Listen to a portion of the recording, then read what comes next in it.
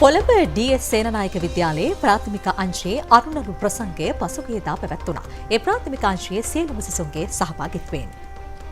අරුණළු ප්‍රසංගයේ මෙවර තේමාව සිනමාවයි. ශ්‍රී ලාංකික සිනමාවේ අපූර්වත්වය සොයන පුංචි සේනානායකයින්ගේ සෞන්දර්යාත්මක චාරිකාව. ප්‍රාථමික අංශයේ සිසුන් 1300කට වැඩි පිරිසක් ප්‍රසංගයට දායකත්වයේ සැපයුවා.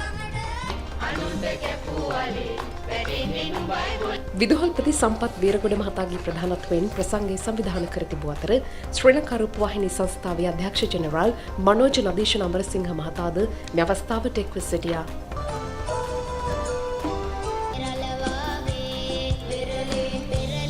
ගුරුවරුන් මෙන්ම දෙමාපියන්ද ප්‍රසංගයට නර්තන දායකත්වයේ සැපයීම විශේෂත්වයක්. පොලට ගෙනල්ලා රාපෙට විකුණාලා ගෙදර එන්නේ හිනා වෙහි වෙයි